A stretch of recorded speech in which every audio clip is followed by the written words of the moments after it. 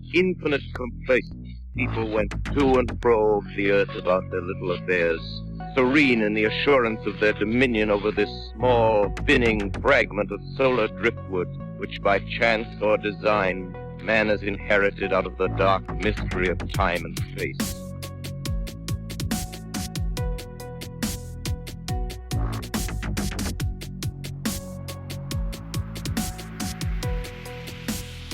On this episode of Into the Fray, I welcome back on with me encounter collector and author John Olsen. And today we are talking about his latest release, which is book number 9 in his Stranger Bridgerland book series. And of course, all of his books are filled with nothing but true paranormal stories that John himself collects, and most of the time, I think every time, you talk to these people yourself. And this time, the focus is on the state of Idaho. First, John, welcome back. And secondly, why Idaho? Thanks for having me, Shannon. It is always such a blast to come on with you and Into the Fray.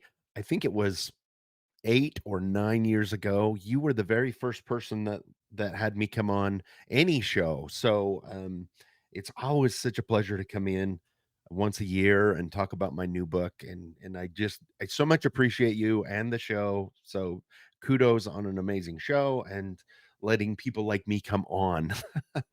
The reason I picked Idaho, I usually am going off of, how many stories I've got in different places and then kind of build off of that. Last year was Stranger, Utah, which is where I live, and it almost just seemed natural to go to Idaho. That's where my wife Annie, well, not originally is from, but that's where she was living when I met her. And I have such an affinity for Idaho because I'm a stone's throw from the border between Utah and Idaho, and I spent a lot of time in the Tetons and on the Snake River fishing, and so I really consider Idaho my second home when it comes to it. So it just felt really natural to go from Utah to Idaho with the book series. I don't believe I've even driven through Idaho in any way, shape, or form, but I do know it is extremely beautiful. Yes, it is. It's a lot like Utah in the fact that you have such a diverse from mountains and the Tetons and then desert in the far corner. So in the same way Utah does that very same thing. So it's fascinating and such a fun place to just go and like I say, I'm a big outdoorsman, so I've spent a lot of time up there fishing and camping, and it's just such a beautiful state. I need a good fishing trip, to be honest with you. I absolutely love going fishing. I mean, sure, you can go to Lake Mead and pull out a carp or something, but you might even pull out a piece of a body when you're talking about Lake Mead here. So, Right. it's not really the kind of place versus Idaho that I would choose to go. So, all right. Right. Anybody that has read your books knows that you collect these stories yourself or these encounters, experiences. I tend to use the word story, and people have said, don't use the word story because it sounds like it's made up. They're not made up. These are people's true encounters and experiences with the paranormal. So you will speak to these folks, you take down their encounter, you do not embellish in any way, shape, or form. And then at the end, which I really personally love, and I'm sure others do, you have your author's notes where you will compare it to other encounters you have seen online or taken down yourself or your own thoughts on these encounter stories. And I know from the looks of it, book 9, Stranger Idaho, is the very same format, right? Yes, exactly. Yep. I've always felt like I need to get it first person to for a couple reasons. One, I want it to be almost like a documentation of the paranormal world and the things that are going on.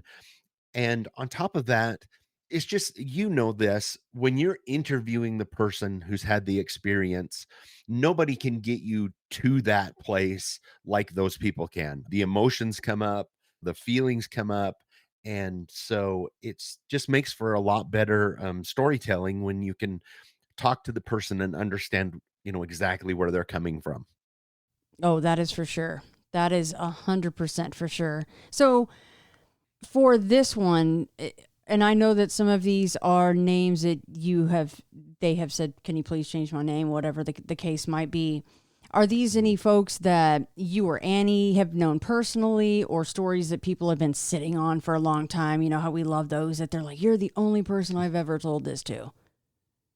There's a good mixture of all of those things. When I go through and I collect stories, I'll have people who, they're excited to share their story, and they're excited to, they're like, "Oh yeah, you can use my name," and all of these things, all the way down to the people who, like you say, would like to stay, have their anonymity, and but they still want their story told. And the stories too come from within the last year of me collecting to, several years ago that I collected the story. I always get releases, obviously, and keep the releases and everything, but yeah, it's just a wild mix of all of that together. And I know I say this every time, but it's because it's true. You send me the book, and then I look through it and I go, okay, there's a lot to choose from here. And I'm like, let's talk about them all. But we're not going to do that, of course. But all right, besides the ones that I chose, here's a quick little bullet point list of the other encounters and experiences that are in this book. We have ghosts, time slips, Wendigo, doppelgangers, UFOs, mimics. Yikes, mimics. Oh my gosh. I love those. Skinwalkers, Yeah. LaLorna, and the Idaho State Penitentiary. And those are all in the group that I did not choose. So if Mm. that gives you a little snapshot of the kind of things that you can look forward to in this book. So, well, John, let's dive in. The first one that I chose is titled My Last Coyote Hunt. Yes. So this one is, I think this is one of the only Bigfoot stories I ended up, putting in the book, which is really interesting because Idaho has a lot of Bigfoot stories. When I do my book, I like to have a good mixture of everything in there, and so we between me and Annie, we have to pick and choose and go through, and this one stood out to me just because of the interaction in it. I interviewed Adam. This has been several years ago. He and his brother JT grew up in Idaho. Their dad had been a big outdoorsman, but his dad passed away when they were both very young. And so him and his brother wanted to continue on the tradition, but they kind of had to teach themselves and do it all on their own. But in doing so, they became very close, the two of them. And one of the things that they really liked to do was coyote hunt. And when you're doing coyote hunting, you have to pick your spots, and people are very secretive about where they go. And they had a place that they really liked to go, and it was divided by some lowlands and farmland that went up into the mountains. One morning they got up early. They had to drive quite a ways. They stopped and got breakfast really early in the morning, and then they got up there and they set up in an area where they could see where the coyotes tend to come through. They sat there for quite a while where they could overlook the area with kind of the mountain behind them and the trees behind them and to their right. And they sat for a long time, and nothing. They'd heard nothing. He brought out his fawn call, which is it's a baby deer in distress call. It's for predators, to bring in predators. So he started blowing that, and they were listening, and still nothing. And they were like, well, we'll give it another 15, 20 minutes, and then we'll head out if we don't hear anything. And so he blew the fawn call again, and all of a sudden, down through the trees came just this horrible racket. Something huge was coming down through the trees towards them. And he looked at his brother. His brother's eyes were big, his eyes were big, and they were just sitting there trying to figure out what the heck this was. And the first thing that popped into their mind, because they're not where they were hunting isn't super far from Yellowstone and Montana, where there are grizzly bears. And so their first thought is that, holy cow, this is a grizzly that's coming in on us. It came down and they couldn't get a good look at it, but they could see the fur through the trees. He was thinking, okay, great, this is a grizzly. what in the crap are we going to do? And then him and his brother were kind of just looking at each other, trying to figure out what to do. And this thing was about less than 50 yards, right around 50 yards from them. And it started going back and forth through the trees. It started making a weird, deep chattering type noise, almost like talking, but something that they'd never heard before. And as they watched, they realized it was on 2 feet. It wasn't on four legs. And he looks at his brother and they're like, "Yeah, this is not a grizzly." Very obviously, at this point, it's a Sasquatch, even though, they'd never seen anything before or anything, only heard of Sasquatch. About that time, the wind had shift and they got hit in the face with this really bad rancid kind of smell, which, as you know, Shannon, is associated with Sasquatch at times as well. And they're looking at each other, trying to figure out what to do. This creature is obviously very angry, giving off really angry vibes, walking back and forth, chattering, huffing. All of a sudden, it goes down to the ground and comes up, and a boulder about the size of a basketball goes flying over their head and down the ravine.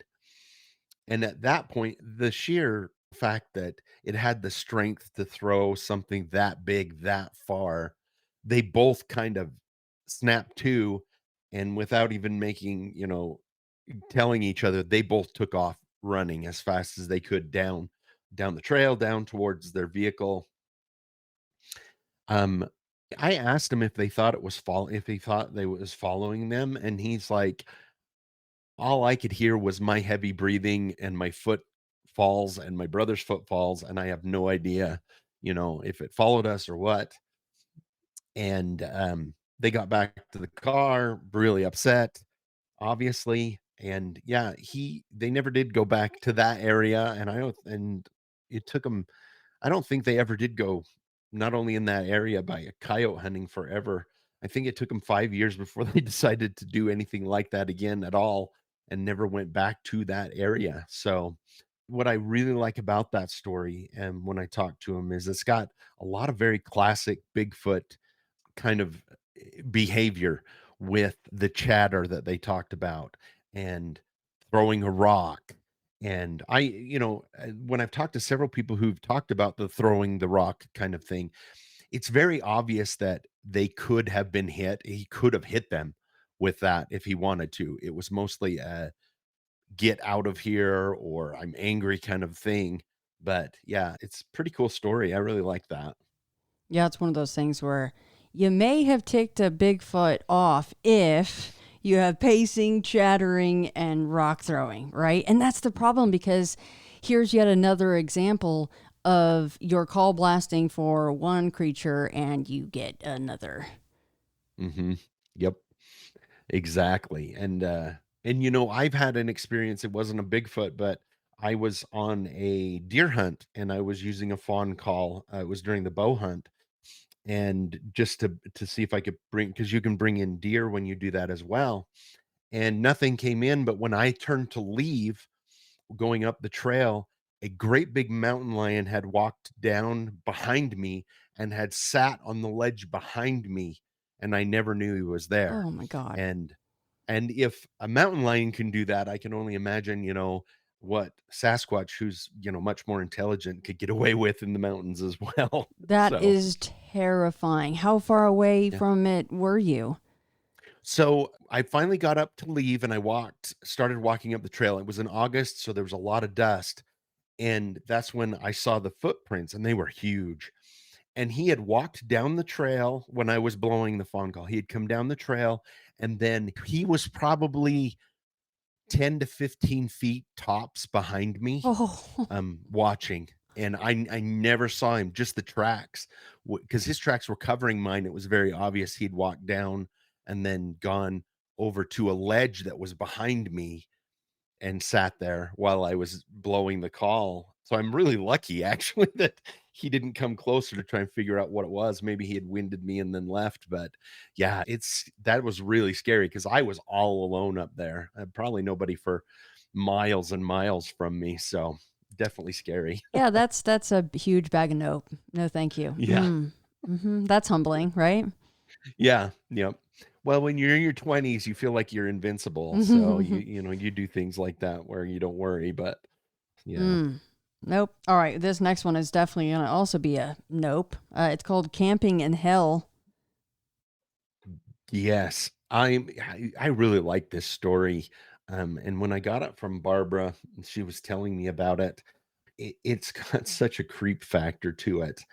Um, so she grew up in and lives near Rexburg, Idaho, and when she was about 24 years old, roughly, she said.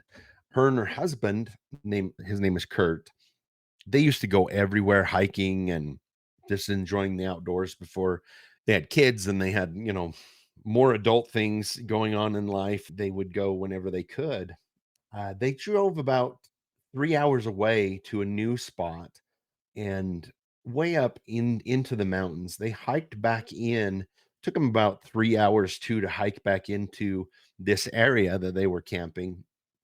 The day was really kind of normal, but there was one point where they were hiking and they just got this creepy feeling that something was watching them. They kind of looked at each other and both got that feeling, and then it slowly went away and they brushed it off, even though that's a very creepy thing, and that happens at times. They kind of brushed it off and spent the day, got back to camp, had dinner, enjoyed the fire, and then, went to bed. The middle of the night, Barbara wakes up to the sound of something kind of scratching on the tent. And so she wakes up and the sound is coming from the tent like directly behind her. So she can't see what's going on behind her. But she locks eyes with Kurt, who's been awake apparently, and his eyes are huge. She's kind of looking at him and he gives her the let's be quiet kind of symbol, and she's like, what in the heck is this behind me? And then this voice of a little kid comes from directly behind her, and it says, can you let me in your tent please? And chills run down her spine. She's like, she looks at her husband like, is that a little kid outside? And what's funny is her husband shakes his head like knowing the question, like, no, this is not a kid out there. There's a little bit more scratching on the tent, and then the little boy's voice comes again and says, I'm so hungry and cold. Won't you please help me? This creepy little kid voice. And he keeps adding, please. And she's just frozen. Finally, after this goes on a little bit, she kind of turns so that she can see out, see that side of the tent. And from what little light there was from the moon, it's very obvious it's a huge shadow that's cast over the top of the tent. It is very obviously not a kid. And they're trying to be she's trying to be quiet. And she said she can feel like just the hot tears running down her face because she's so scared and yet trying to be quiet. And then after a few more things, the voice is like, I know you guys are in there. And then it's quiet. And then the little kid's voice goes, you two are no fun. And then she hears heavy footsteps leaving camp. So they kind of huddle together in the dark until the sun comes up. Neither one of them get any sleep, which I can obviously imagine. When they get out in the morning to investigate, there are enormous footprints, but they're not bare footprints like you would see with a Sasquatch. They almost like a flat sole shoe, but they're like 18 inches, like huge. And so, as quick as they can, they pack up and leave. They head out. But when I was talking to her and talking to her about this is the only experience she's ever really had with the paranormal, and just talking to her and going through things, I just wonder if it's not something along the lines of the creatures that like to lure people into the forest by mimicking kids or women's voice, or some sort of fey like a troll or something along those lines. I just don't quite know, because this one's just so, it has elements of other paranormal experiences that I've interviewed people about mixed together. So it is definitely one of the creepier ones that I've ever interviewed somebody about. Yeah, that one is extremely unique because the second there's this pleading from a quote unquote child, I was thinking black eyed kid, but then there's this huge Mhm. shadow, and that's not the normal MO of a black eyed child or Mm-mm. kid to go into the middle of the woods and do their thing, but who knows? Right. Yeah, it had a lot of different elements to it that matched other things, but not, I mean, you don't necessarily find all of those things together, like Right. a large creature, but yet it was obviously wearing something on its feet, or its feet were just that way where it wasn't, yeah, it's just got a lot of different elements, which is one of the reasons that I love that story, just because I've never really got many stories, or I don't have any other stories that match every single one of those criteria like that. Yeah, that one really got my brain going because then I'm going, well, hey, I guess at least it was physically touching the ground. It wasn't floating Mhm. there because they found footprints, but I don't know what's the worst element out of the whole thing: the size of it, the pleading, the actual speaking to these Right. folks. And there was the interaction there because they didn't come out and it goes, oh, you guys are no fun, so it just leaves. Ugh, creepy. Yeah, yeah, because it makes me think when, when I mull this over, what's weird about it is it's obviously, like you said, a physical thing, and it's enormous. So it would have no problem getting into the tent if it wanted to. So it makes you wonder if it does it is it like the Black Eyed Kids where it has to be invited in, or was it just there to just cause straight fear? Because I do believe when with all of the things and all my people I've interviewed, and I think there are entities and things out there that almost seem to feed on emotion and fear itself. And I'm wondering if that's what that was all about, causing fear just so that they could absorb that. I don't know. I'm kind of speculating, but that was one thought that I had had. Do you recall or did you speak to Barbara and Kurt on, because obviously they seem to enjoy camping. Did they stop going camping after this? Yeah, it took them several years to go Oh, back. that's a bummer. And she said when we did, I remember she was saying it was in designated camping areas first with With other other people folks. around. Yeah. No more I of this don't hiking know. 3 miles back. No. Yeah, no more going back in the middle of nowhere, because yeah, it's super creepy. But yeah, I can only imagine having that kind of interaction. I'm not sure if I'd ever go back into the woods. But Yeah, it's time for glamping in the middle of the city or something. I don't know. yeah, I've exactly. I've seen some of those in New York City. They do that next to some piers. They just clear out a swath of land and they have glamping centers there, I guess. So Yeah. that's what you would do after an encounter with whatever in the world that was. That is a very unique one. This next one is so cool and also extremely unique. I love this one. It's called Dirt Road to Oblivion. Yes, I like this one too. I'm kind of partial to stories like this. I'll get into it and then I'll kind of talk a little bit more about it. But this was from Robert, and when he was in high school, it was the 90s, and he was dating this gal named Carol, and he lived in Boise, the Boise area, and him and Carol had been dating for quite a while, and he planned this really nice date night. And first they went and got dinner and they ate it in the park and they went for a walk. And then as the sun went down and it was getting dark, he had a favorite place that kind of overlooks the whole city of Boise and the valley. And so they, they drive up there. Part of it's on a dirt road and it's kind of windy. He's been there a lot of times before, so he knows where he's going.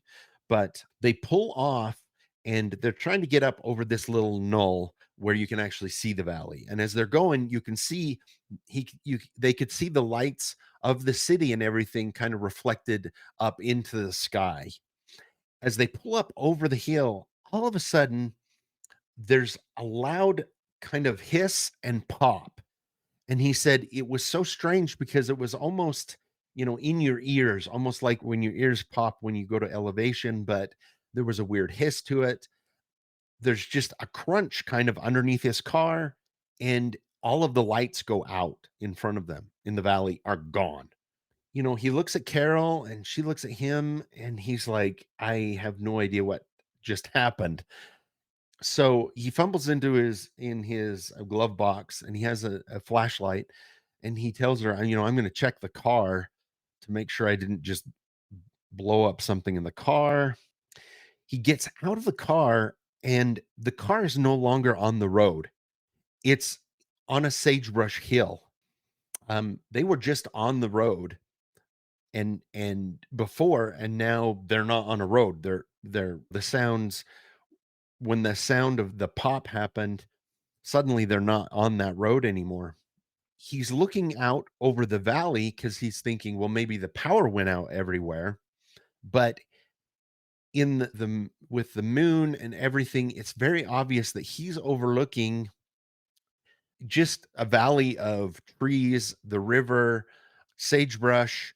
There's, there's supposed to be a farm right below where they were pulling up with some fields, and then it went off into the valley. For those of you that know Boise, you know how it flows from the north to the south, from the mountain and the hill, and then you got Boise and then flatlands after that. But there isn't anything out there except for sagebrush and trees, and he can see the river in the distance. Oddly enough, down there about a mile or so away is a campfire he can see. So he knows that he can see light. It's not like there's something between him and the city, because he's like, that's weird. That's a bonfire and some sort of camp way down there. And he's just getting this obviously really weirded out feeling because he thought, did I go the wrong way? And he's like, no, we saw the lights of the city right before they disappeared. And so he gets back to the car and Carol is freaked out because she's like, what is going on? And he's like, well, I'm going to try something. And he throws the car in reverse and backs up over the sagebrush, because there was a big sagebrush that he had parked on. And as he does, there's that hiss and pop again. And all of a sudden, they're back on the road and the city is right there below them. He is just like, neither one of them can figure out what's going on. Carol is very freaked out. He is very weirded out and he takes her home. But well, before that, he's like, I want to check and see what's going on. And she grabs his arm and says, don't get out of the car. And he goes, I promise, I just want to look and see. And so he gets out of the car with the flashlight and there's no sagebrush. It's back on this little dirt road. It's the sagebrush is all gone. The valley is back to normal with the lights and everything. And so he takes Carol home and they both kind of really scratch their head and trying to figure out what the heck happened. And as I talked to him and then he was asking about it, I explained to him that I've interviewed other people who have had experiences where they either see through to the past or see through to a different time. What made his experience interesting to me is that it seems like him and the car and Carol did physically somehow go through something and were actually back there. Not that they were just witnessing it, like it was a mirage or a window back through upon time. Somehow it seems like they almost went back there. I honestly think that they're really lucky that they made it back. And that makes me wonder too, with people that go missing, and there's a lot of different, situations in that, if there's instances where people have done that and then not made it back. And so it just opens up a whole world of strange and bizarre. Yeah, absolutely. What if he would have tried to drive forward instead of backward? Would they have been stuck there forever? Right. And Yep. then what else came to mind was who was down at that campfire or bonfire, and if he could get down there, would they even know what a car was? Right. Exactly. Yeah. And how would that have gone? Yeah. How does that work? Is it, hey, again, it's that whole, with how everything works. The other thing that comes to mind as well is, maybe he didn't go back in time. Maybe he went through a portal and he saw what the valley was like if, say, the Black Plague had wiped out Europe completely and America stayed wild, all the way up till now. You just, Mm. you could really go down a huge rabbit hole about what it was that he saw. Was it back in time? Was it a different dimension? Was it, that's what's so cool about the paranormal and these experiences, is you get thinking out of the box and just wondering what in the heck it was. So I love that one. I'm so happy that Robert decided to share that encounter with you. yeah, me too. It was great. Yeah, that one, it's so out there and so weird, which was makes me, definitely choose stories like that for sure. Well, up next we have Shadow Run. Yes. So this one, actually, I like it. It's Annie's favorite one out of this book. And she had a good idea, which it's something that I hadn't thought of, that I'll mention at the end of the story about it. So Kip and his girlfriend, again, this is another one where they go hiking in the mountains and go on a hike and go for big camp. They went up into the Salmon Chalice National Forest outside of Chalice, Idaho, which, for those viewers that don't know, this is a very wild, very primitive area. Again, they hiked back in. It's another place where they spent the day, had a good time. They were at the bottom of a canyon camping and just having a great, good, fun time. They enjoyed the outdoors as well. It's amazing to me. I know you've noticed this too, but a lot of the stories that I get are from the outdoors and in the wilderness. There's a weird theme to that, I guess. I don't know. But in the middle of the night, they went to bed, and Kip was having this dream that he was being chased through the forest by something.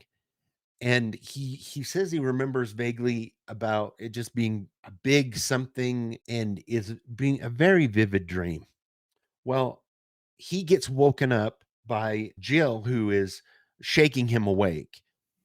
And when he comes to, takes him a minute to wake up from this really vivid, scary nightmare.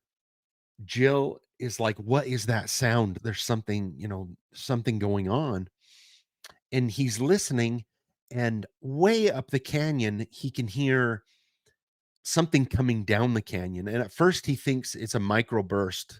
He can hear trees breaking, limbs, and everything. And he's sitting there listening, and it's getting louder and louder. And then the fear hits him. He's like, "Oh my gosh, it's so loud. This is could be cattle." That, because in the summertime, a lot of times the ranchers will take their cattle into the mountains and leave them. He's like, "Is this a stampede coming down through here? Is it a rock slide?" Because it was extremely loud. So he's yelling at Jill to get her shoes on. He's like, "We've got to get out of this little canyon." And she's frozen. Like, he can't get her to get her shoes on. And it's very obviously now too late. Like, whatever it is right outside the tent. And he sticks his head outside of the tent.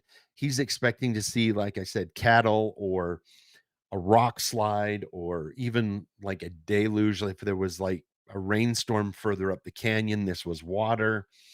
And what he sees is just dozens and dozens of these little, about 4 foot tall shadow people They almost look like kids because they're so small, but it's dark outside, but even though it's dark and it's nighttime, it's he can see that their the color of them is almost like the absence of light. So dark, it's the absence of light, so that they even stand out against the dark and the shadow of the the night outside. And but he can see they all have red eyes, almost a an ember type glowing eyes, and they are all running past the tent, and it's enough to make the ground shake, you know, tree limbs, they're knocking over things, they're running down, and he slides back into the tent and just holds on to Jill as this goes on. And he didn't know how long it lasted, because when you're in that kind of deep fear state, time is weird. It can seem a lot longer or shorter, but they finally all make it past, and then he can hear them heading further down the canyon and out. Again, they sit through the night and they get out. And I remember asking him about footprints and stuff like that. And he said, I really couldn't see any footprints, but it was very obvious that something had run through because there were broken branches. So whatever they were was a physical type creature, but a shadow type creature. The other thing that he mentioned is, as they were coming through and they were in the crux of this stampede, he said there was a sound of static in the air, almost like, when, back in the day when you turn the television to a channel that wasn't there, there was a heavy static, and it was very similar to that kind of sound when they were coming by, mixed in with the heavy rush of them going by. And what I find interesting about that is, in one of my other books, I talk about a gentleman who was hunting, and he comes across a creature that gave off that static type sound that he passed out to. And so again, this had elements of all different kind of things, like shadow creatures and, a physical creature. But when Annie was editing and going through, and she came to me and we were talking about this, she said something that I hadn't even thought of to talk to Kip about. She goes, "What were they running away from?" And it kind of hit me like, "Oh my gosh, what if they were running away from something worse than whatever they were?"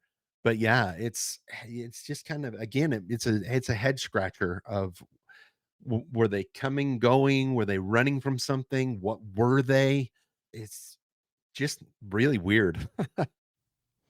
Yeah, and that static sound that you bring up, one of my very few own experiences is of shadow people running in the woods. So I'm sure it was no Right. surprise to you that I chose this one. But I do wonder, if I wasn't on my four-wheeler because they were about 30 feet away, would I have heard some kind of a static sound? And of course, they weren't turned towards me. Thank goodness, I suppose. They didn't interact with me. I didn't see any red eyes. But Mhm. the fact that, because something that I have remarked on in my own is the fact that it seemed like I was just glimpsing another realm of some sort. They weren't really seeming to interact with their environment, meaning that they didn't have to hop over or dodge the trees or anything like that. But in Right. this case, they were big time interacting with the environment that they were in. Yeah, exactly. They were affecting their environment. And then you've got that sound like you talked about as well. The other thing that stands out to me is the vast majority of people that I have interviewed who have encountered shadow creatures in the forest, those shadow creatures tend to be bigger or much larger than ones that people interact with in, say, the city or on the street.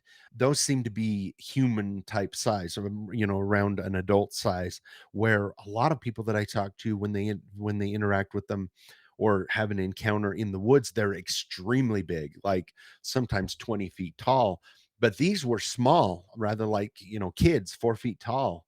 And so that's another thing that makes me scratch my head. But just when I think maybe I have a little bit of a clue on what's going on, I'll interview somebody else that throws another wrinkle in, and then I'm like, now I got to Mhm. rethink or figure out.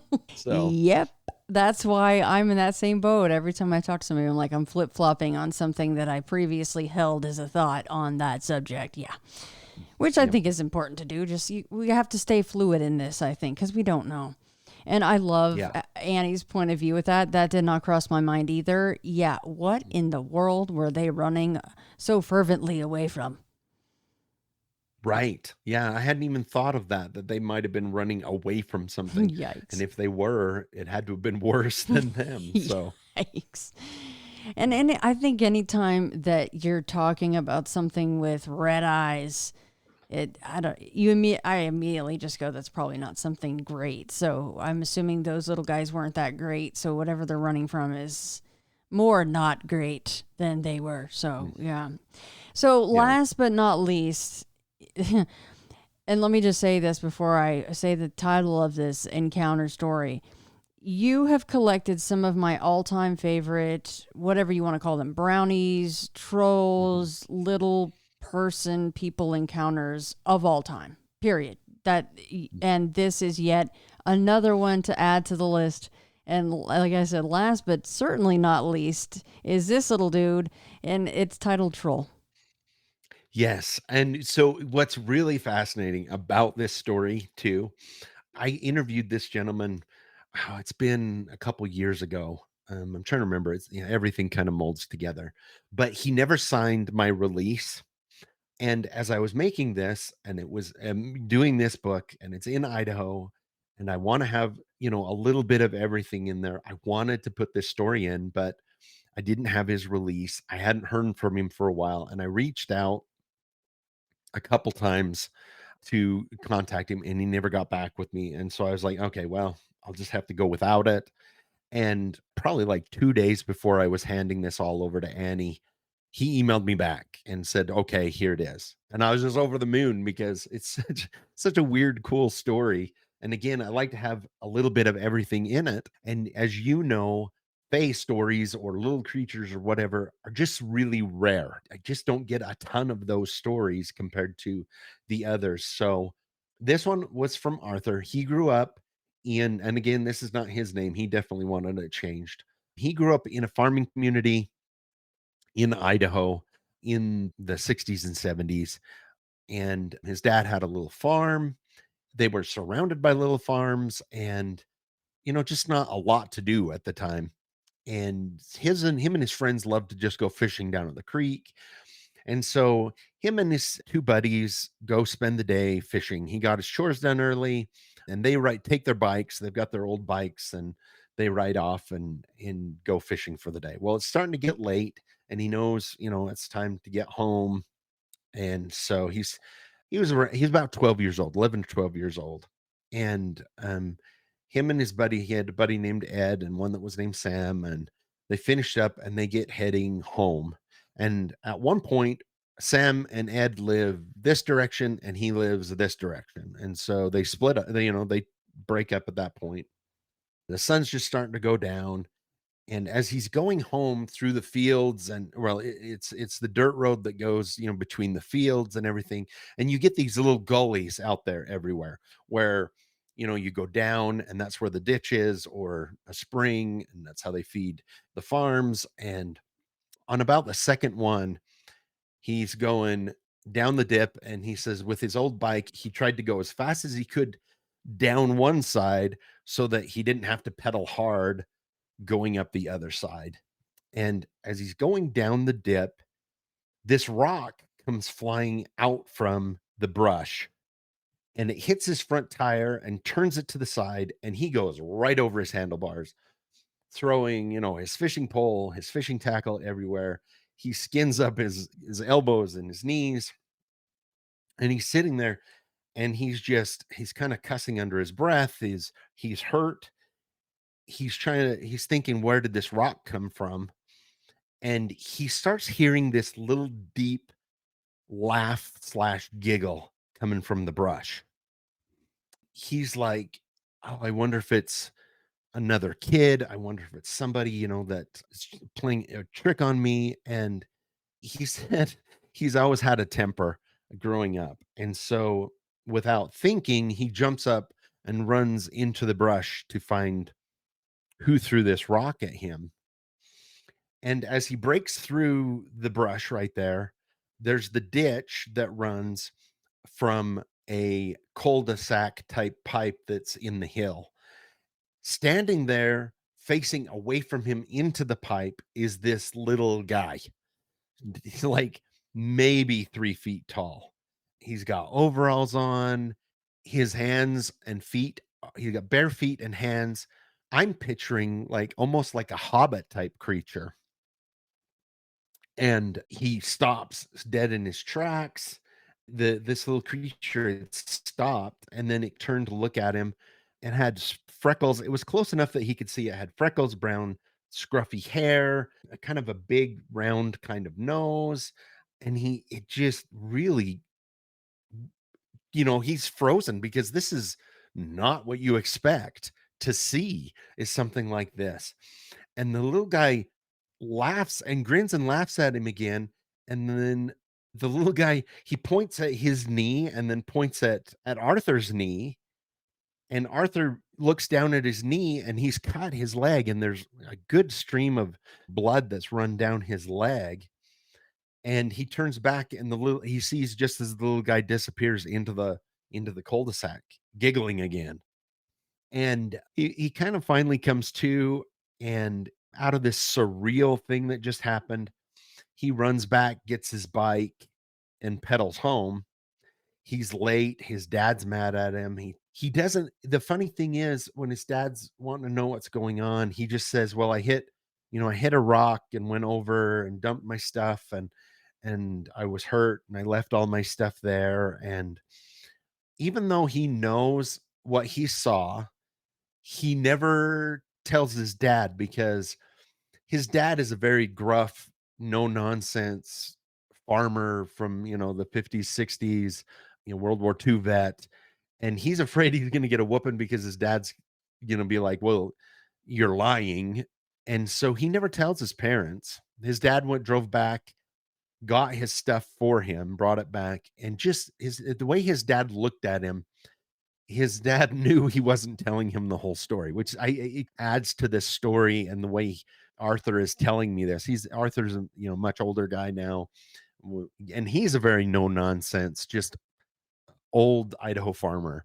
But it's just the whole thing is it's not only weird and strange because you do have it's either a brownie or a duende, something of those nature, but to have that out there in the middle of Idaho and have him have that experience where it played a trick on him, but then let him see it, because a lot of times they don't have to let you see them. It's almost like he's showing himself to Arthur saying, "Yeah, go ahead and tell people. Nobody's going to believe you." Kind of a thing. And so again, I love when I can get stories like this that are just they're so rare, but I've been able to have a few of them in my stories. I love to try and get one in every one of my books, but it doesn't always happen just because it's so rare. But yeah, it's just one of those out there kind of tales. The fact that you brought up exactly where my mind was, it kind of was going, who knows what these are, where they come from, where do they go, if they're always in the physical world, can they pop in and out of portals? But it is like it meant to be. He meant for Arthur to see him, pretty much. And it Mhm. reminded me so much of the encounter story of the person camping who fell asleep reading a book, and they had been hearing things all night, Yeah. and then they wake up and they see this little dude reading their book, holding and reading their book, which means that it had come up close, grabbed the book, and was sitting on a log reading this friggin' book. And I've never forgotten that one. And it reminded Yeah. me a lot of that. It's their choice that you see them. Right. Exactly. Yeah. I don't know how they choose who they're gonna let see them. And what's really interesting to me, Shannon, is a lot of people, even people who've seen ghosts or UFOs, they tend to kind of scoff a little bit at the Fae, which honestly, when I first started this, I never thought in my wildest dreams I would find that. But I go back to, I was watching a show with Josh Gates when he went to Iceland to look for gnomes, and he made a big joke out of it and everything. But in that country, they will literally move a road around a pile of rocks because they believe in the country that is where they live and we're not going to disturb them. And so, just depending upon where you are in the world, there is that belief, and it actually goes down through most people's ancestors around the world have these stories of the fae, and they're very similar, and they were separated by thousands and thousands of miles and oceans, and yet they still talk about the same type of creatures, which to me has to scream to the fact that they exist in some sort of realm. Yeah, I love that about Iceland, that that's in their laws. That Yeah, yeah. if you're doing that, here are the guidelines and criteria that you must follow, or else, well, basically, or else the other realm will be very ticked off at you. Yep. And what's really interesting about that too, with that Josh Gates, they went out and they hooked up their cameras and did their investigation. And even though they didn't catch anything on the cameras, one thing that they had happen that I thought was hilarious is on their cameras, they talk about the fact that the cord on the back of the cameras, you have to push those in and turn them to get them to lock into place, and something was going around all night and pushing it in and turning it and popping it back out. And they never got a picture of what it was, but they're like, you have to have opposable thumbs to be able to push this in, turn it, and pop it out. And I Mm. thought, yeah, that's exactly, somebody was definitely out there because they went in kind of mocking and making jokes, but not that they got proof, but something like that, you gotta lead a little bit of credence to. See, and isn't that funny? They have a whole crew out there specifically to try to catch stuff. They are not of the chosen, but people like Arthur and others, Right. sometimes unfortunately, and because that would be a life changing sighting, I would imagine, and yet again another out of doors story that might just change what you love to do outdoors, right? Unfortunately, so Mhm. who Yep. knows why some are chosen and some are not, but. Before you go, let Mhm. everyone know where to find you. Of course, all of your books, including this latest release, Stranger Idaho. Yes. So you can find all of my books, including Stranger Idaho, on Amazon. They are all on Kindle, softback, and Audible.